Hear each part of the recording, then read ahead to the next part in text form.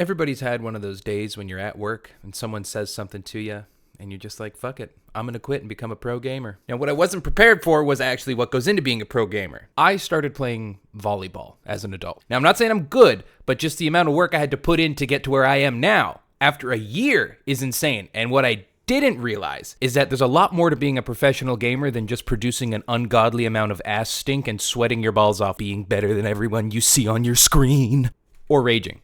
So let's have a look at what they got to go through. Pro gamers don't just sit around all day munching on Doritos and drinking Mountain Dew. They train See, I thought they did. like professional athletes and dedicate nearly every second of their lives to perfecting their craft. In fact, you'd be surprised at how similar the life of a pro athlete is to the life of a pro gamer. So let's talk about how difficult it really is to See, I'm sure that that's true, but in my mind, it's just really hard for me to believe that. become one of the top pro gamers in the world. Pro gamer training begins well before you even become a pro. You see, to become a pro, you have to train like a pro, even if you aren't a pro. What the fuck is bro doing with this? What is this animation here? SpongeBob, y'all are crazy. Yet. Aspiring pro gamers typically stick to one game on one platform and hone their craft in that specific game, putting countless hours of their time into mastering it. I've spent over 700 hours in Sea of Thieves, and I'm nowhere near professional level. I don't know what I'm going to have to do, man. Learning tips and tricks through YouTube videos and watching how pro gamers play on Twitch, trying to emulate what they see. Once a gamer believes they've mastered the game I don't emulate anything. I carve a new path. I'm a trailblazer.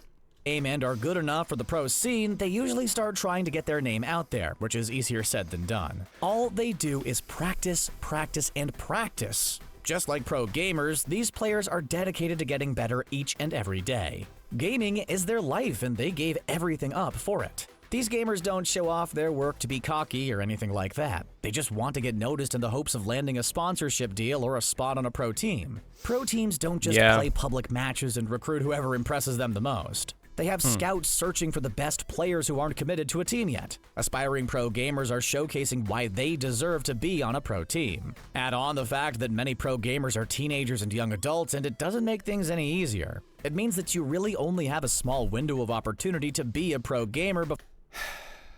This is me and my buddy Connor now. We used to be young, full of piss and vinegar, full of life, full of lust. Now we're a pair of ripped jeans.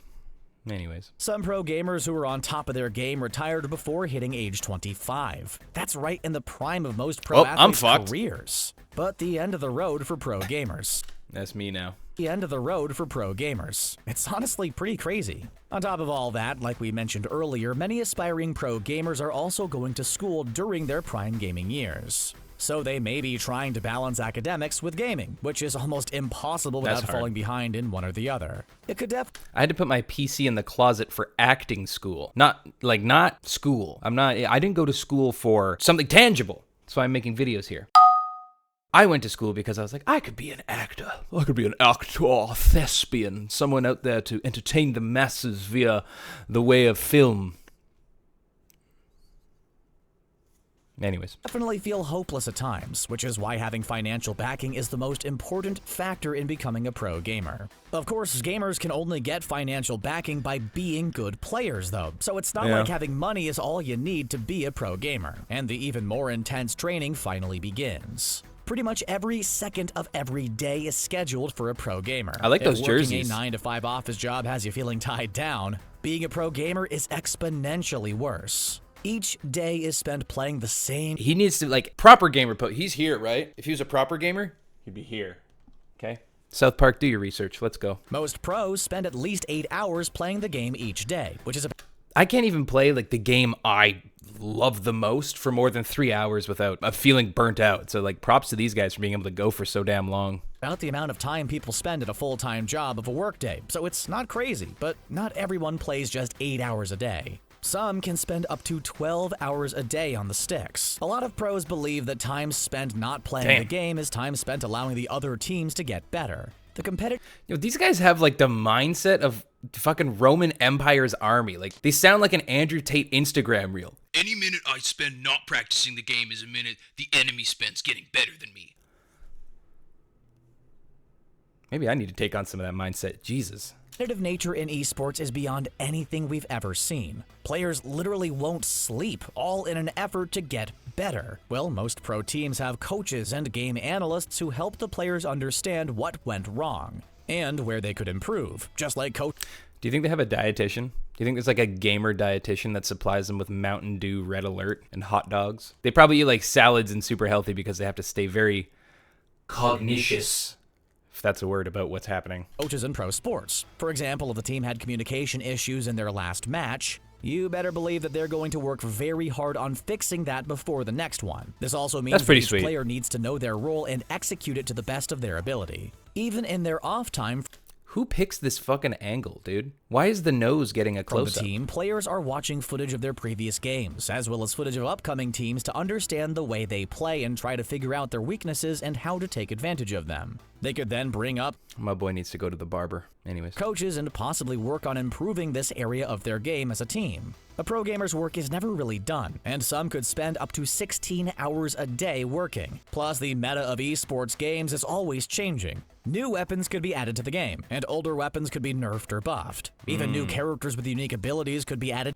Never nerf, only buff. I don't know. To the game, changing everything. While pro sports takes decades to evolve, all esports needs is one update and the entire game changes. It's important for pros That's actually super interesting. That's something I never considered. Like, it took, like, hockey 20 years to go from heavy-hitting enforcers to, like, finesse-based, speed-oriented. But in esports, it's just you update the game so that one gun does, like, 5% more damage than another gun, and that's completely shifted the whole meta, like, opens it up for people who are more skilled with that gun. That's something that's really cool. I never thought of that. Like, in professional sports like football, baseball, hockey, lacrosse, MMA, it's going to take years or decades to evolve that sport and, like, who comes in. Like if we look at how it started in UFC with Chuck Liddell, and then you fast forward a bunch of years, then you get Conor McGregor, and then fast forward a bunch of years, you get Izzy. But in like esports, it's fucking 45 megabyte update and the whole shit's changed. Damn, that's actually kind of sweet.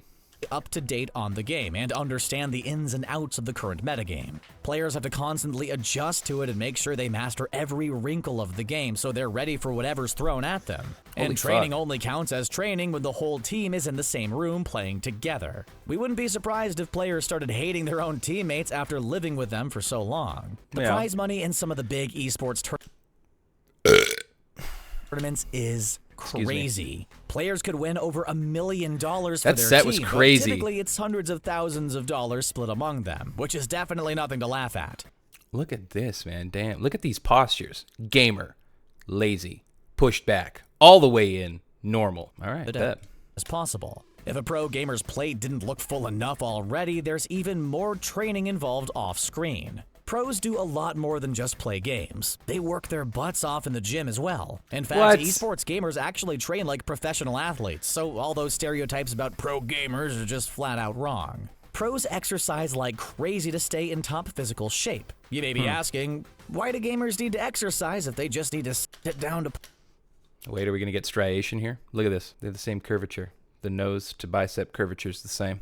Play. Well, it turns out that exercise has 3 main benefits for gamers. It improves endurance, increases their ability to cope with stress, and even improves cognitive function. Endurance might not be something you'd think gamers...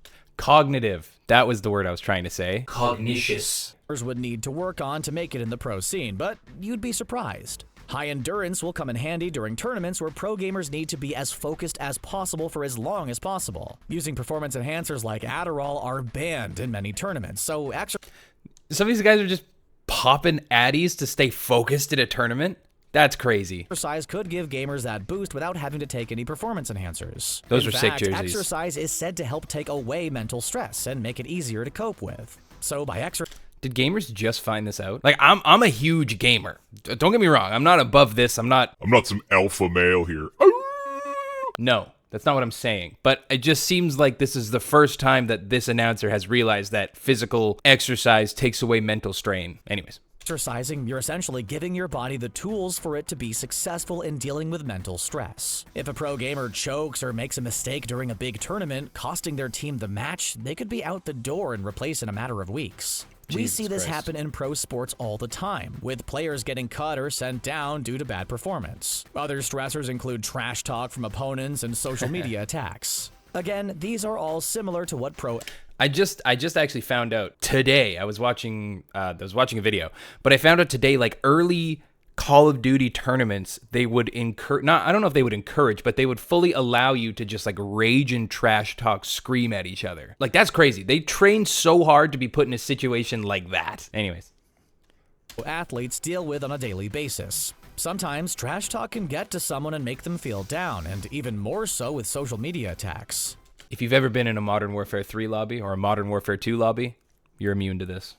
It's easy to ignore all that jazz, but let's be honest, constantly having people tell you that you're horrible could really get to you over time. Due to all of the stress, it's extremely easy to get burnt out as a pro gamer. It's extremely easy to get burnt out as a casual, let alone a pro gamer. There's a lot to deal with, and we're sure this stress factor is one of the reasons why pro gamers retire so young. Exercise will also improve brain function in terms of speed, attention, and flexibility. Pro gamers deserve much more respect than they sometimes get. Anyways, yeah, that's what they have to go through. That's how they train. The one thing they didn't touch on, and maybe it's me dating myself, maybe it's me being an old man, but I don't really like the comparison to professional athletes. I do, but they're training for different reasons. Professional gamers are training to keep their brains free of stress and increase speed and thinking. Athletes are training for that and for body performance.